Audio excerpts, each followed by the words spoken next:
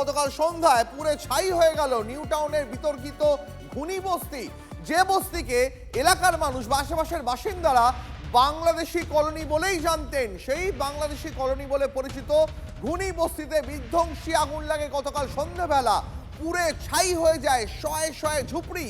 SIR শুরুর আগে শিরোনামে এসেছিল এই বস্তি, আস্তানা খালি করে পাত্তারি গুটিয়েছিল বহু বাংলাদেশি।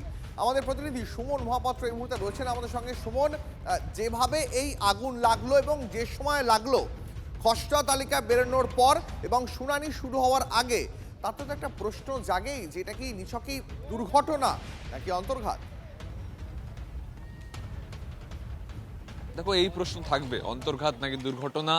তার কারণ হচ্ছে এসআইআর প্রসেসটা শুরু হয়েছে, শুরু হবার পরেই কিন্তু আমরা দেখলাম যে এই বাংলাদেশি কলোনির খোঁজ পাওয়া যায় এবং তারপরে হঠাৎ করে এই আগুন, এবং এই আগুন এমন আগুন যেখানে এখানে 500 থেকে 700 ঝুপড়ি ছিল, সেই ঝুপড়ি কিন্তু সম্পূর্ণ পুড়ে ছাই হয়ে গেছে। গতকাল সন্ধ্যেতে আগুন লেগেছিল, এখনো দাউ দাউ করে আগুন জ্বলছে। দমকল কর্মীরা এখনো কিন্তু কাজ চালিয়ে যাচ্ছেন যাতে আগুন নেভানো যায়।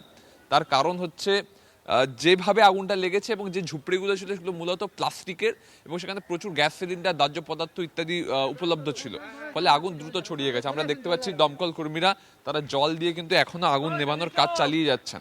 পাশাপাশি এলাকাবাসীরা যারা এখানে রয়েছেন তারাও কিন্তু বলছেন যে এই আগুন লাগার ফলে তাদের অনেক নথি নষ্ট হয়ে গেছে। ফলে 12 ঘন্টা পরেও সেই আগুন এখনো নেভানো সম্ভব হয়নি পুরোপুরি।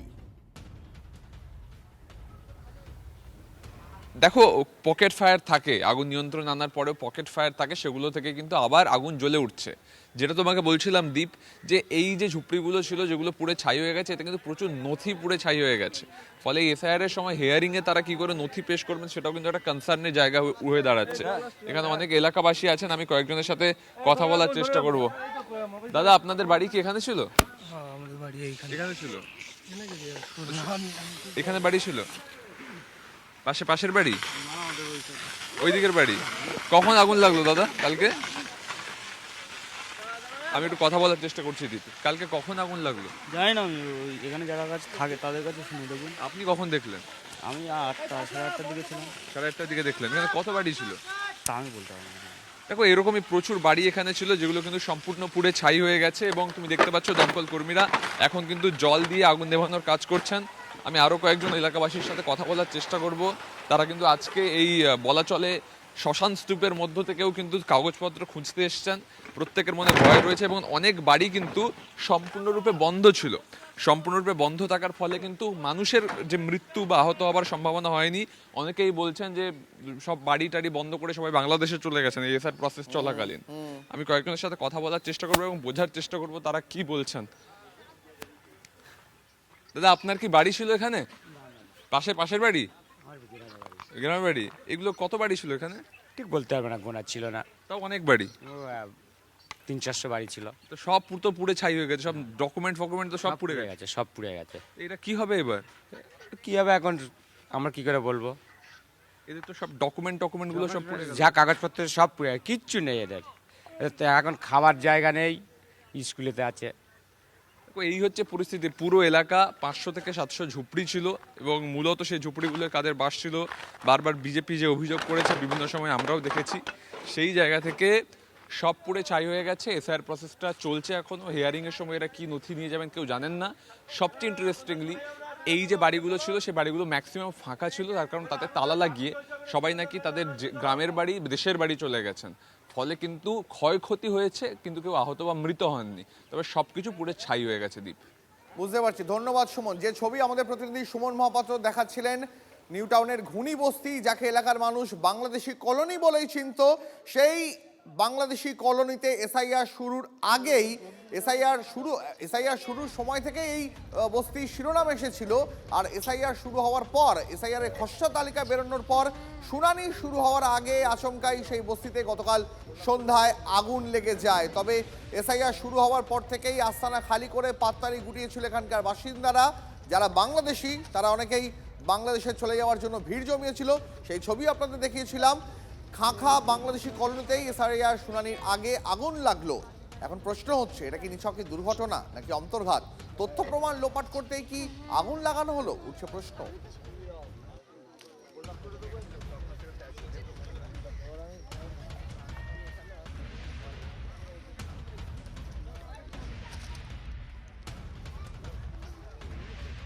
নিউটাউনের বাংলাদেশি কলোনির অগ্নিকাণ্ডে তুঙ্গে রাজনীতি। এসআইআর শুনানি শুরুর আগেই কেন অগ্নিকাণ্ড?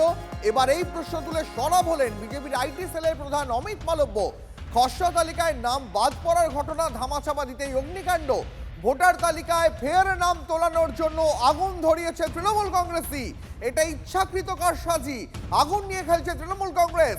গুনি বস্তিতে অগ্নিকাণ্ডের ঘটনায় এবার অভিযোগ তুলে দিলেন অমিত মালব্য। এই মুহূর্তে আরও একটা বড় আপডেট দিয়ে আপনাদের। নিউটাউনের বাংলাদেশি কলোনি বলে পরিচিত গুনি বস্তিতে আগুন লাগার ঘটনায় তুঙ্গে রাজনীতি। এসআইআর এর শুনানি শুরুর আগেই কি করে এই আগুন লাগলো প্রশ্ন তুলে সরব হলেন বিজেপির আইটি সেলের প্রধান অমিত মালব্য। খসড়া তালিকায় নাম বাদ পড়ার ঘটনাকে ধামাচাপা দিতেই এই অগ্নিকাণ্ড। ভোটার তালিকায় ফের নাম তোলানোর জন্য আগুন ধরিয়েছে তৃণমূলই। এটা ইচ্ছাকৃত কারসাজি। আগুন নিয়ে খেলছে তৃণমূল।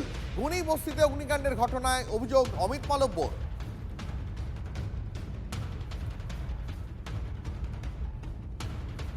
যেমনটা আপনাদের জানাচ্ছিলাম, বাংলাদেশি কলোনি বলে পরিচিত নিউটাউনের ঘুনি বস্তিতে গতকাল সন্ধেবেলায় আগুন লাগে। আর সেই আগুন লাগার ঘটনায় এবার রাজনীতি এসে গেল। বিজেপির আইটি সেলের প্রধান অমিত মালব্য সরাসরি অভিযোগ তুললেন তৃণমূলের বিরুদ্ধে। তার অভিযোগ, এই আগুন দুর্ঘটনাবশত লাগেনি, এটা তৃণমূল কংগ্রেস ইচ্ছাকৃতভাবে ধরিয়েছে। তার কারণ যারা এখানে থাকতো তাদের নাম ভোটার তালিকায় আবার তোলানোর জন্য এই আগুন ধরানো হয়েছে, এমনটাই অভিযোগ অমিত মালব্যর।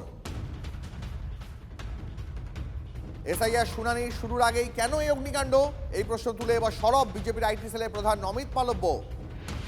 আমাদের সঙ্গে তৃণমূল কংগ্রেসের রাজ্য সহ সভাপতি জয়প্রকাশ মজুমদার রয়েছেন। জয়প্রকাশ বাবু, বিজেপির আইটি সেলের প্রধান অমিত মালব্য যে অভিযোগ করে দিলেন গতকাল সন্ধেবেলায় নিউটাউনের ঘুনি বস্তি, যাকে এলাকার লোক বাংলাদেশি কলোনি বলে চিনত, সেখানে আগুন নাকি আপনারা ইচ্ছা করে ধরিয়েছেন যাতে সেখানকার বাংলাদেশিদের নাম ভোটার তালিকায় আবার তোলানো যায়। কি বলবেন? বাংলাদেশি বিরুদ্ধতা সব থেকে বেশি করে বিজেপি, এটা কারুর অজানা নয়। বিজেপি কি তড়িঘড়ি নিজেরা আগুন দিয়ে বস্তি পুড়িয়ে তৃণমূলের ঘাড়ে দোষ চাপানোর চেষ্টা করছে না তো? তার কারণ অমিত মালভিয়া যেটা বলেছেন রোহিঙ্গাদের কথা, 1.5 কোটি নাকি রোহিঙ্গা আছে। এদিকে ইলেকশন কমিশনের প্রাথমিক 1 মাসের এসআইআর সম্পূর্ণ হয়েছে, 150 জনও রোহিঙ্গা খুঁজে পাওয়া যায়নি, সেটা আপনারাও জানেন। তাহলে এই মিথ্যাচারের ওপরে কেন এই বিজেপি শুধু আতঙ্কগ্রস্ত করছে পশ্চিমবঙ্গের ভোটারদের, আর মিথ্যে কথার ফুলঝুরি দিয়ে প্রত্যেক দিন এলোমেলো একটা ন্যারেটিভ তৈরি করছেন? এই সমস্ত কিছুর মাথা হচ্ছে অমিত শাহ, আর তার সাকরেদ হচ্ছে এই অমিত মালভিয়া। তারা শুধু মিথ্যের বেসাতি করছে। প্রমাণ করতে পারবেন? আজকে বাংলাদেশিদের যদি বলা হয় ওই ঝুপড়ি ছিল, তাহলে সেটা পুড়িয়ে আনন্দ পাবে তো বিজেপি। তাই তাদিন করে নাচবে যদি দেখে যে তাদের বাড়িতে আগুন লেগেছে। আর আজকে সেই দোষ চাপাচ্ছে তৃণমূলের ওপর, একটা সাধারণ অগ্নিকাণ্ড। আর এ পর্যন্ত কজন বাংলাদেশি, কজন রোহিঙ্গাকে ইলেকশন কমিশন চিহ্নিত করতে পারলো? এসব বাজে কথা। এরা এখন নিজেদের জালেই জড়িয়ে পড়েছে, তাই এখন এলোমেলো অপবাদ দেওয়ার, অভিযোগ করার চেষ্টা করছে। বেশ, জয়প্রকাশ বাবু অনেক ধন্যবাদ। আমরা কথা বলছিলাম তৃণমূল কংগ্রেসের রাজ্য সহ সভাপতি জয়প্রকাশ মজুমদারের সঙ্গে। বিজেপি নেতা কাউন্সিলর সচল ঘোষ তিনি গিয়ে প্রতিক্রিয়া দিয়েছেন, শোনাবো এবার আপনাদের।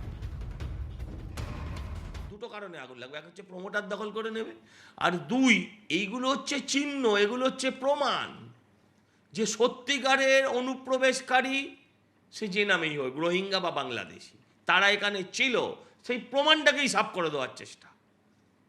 এসআইআর করতে গিয়ে কেন্দ্রীয় তদন্তকারী দল তারা যখন যাচ্ছে, অবজারভাররা যাচ্ছে, তাদের তখন সরিয়ে দেওয়ার জন্য, তাদের চোখ থেকে জিনিসটাই সরিয়ে দেবো, দেখাবোই না, লাগানো হতো হয়েছেই। এবারে প্রশ্ন করি, সব কি আর আজকের দিনে দেখা আটকানো যায় গো?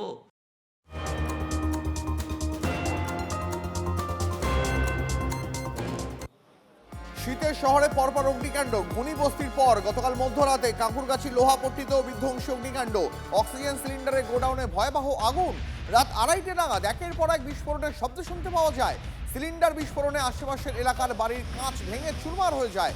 বিস্ফোরণের তীব্রতায় এলাকার বাড়ির কাঁচ ভেঙে চুরমার এবং 100 মিটার দূরে উড়ে গিয়ে পড়ে সিলিন্ডারও। পাশের প্লাস্টিক এবং লোহার গোডাউনেও আগুন ছড়িয়ে পড়ে। জ্বলন্ত সিলিন্ডার উড়ে গিয়ে সুতোর কারখানায় পড়ে, আগুন ছড়িয়ে পড়ে ওই সুতোর কারখানাতেও। ওই এলাকার আশেপাশে প্রায় 2 কিলোমিটার দূর থেকেও বিস্ফোরণের আওয়াজ শুনতে পাওয়া গেছে। দমকলের 15টি ইঞ্জিনের চেষ্টায় আগুন নিয়ন্ত্রণে আসে। ঘটনাস্থলে যান স্থানীয় বিধায়ক শক্তি পাণ্ডে। শুধু আওয়াজ, শুধু সিলিন্ডার ফাটার আওয়াজ, ব্লাস্ট। এখানে কি ছিল ঠিক বলতে পারবো না। সিলিন্ডার ছিল, এই যে একটা অক্সিজেন গ্যাস সিলিন্ডার আছে, উড়ে উড়ে উড়ে এসে পড়েছে। সব কাজ ভেঙে গেছে, সব ফ্ল্যাটের কাজ ভেঙে গেছে। প্রায় 1 ঘন্টা কন্টিনিউ ব্লাস্ট হয়েছে। এখানে লোক মানুষ মরে যেত। যা অবস্থা যা ছিল, যা অক্সিজেন গ্যাস যত উড়িয়ে যাচ্ছে, বড় বড় সিলিন্ডার। আমার সব বাড়ি যত লোক ছিল আমার সব নিয়ে পালালাম।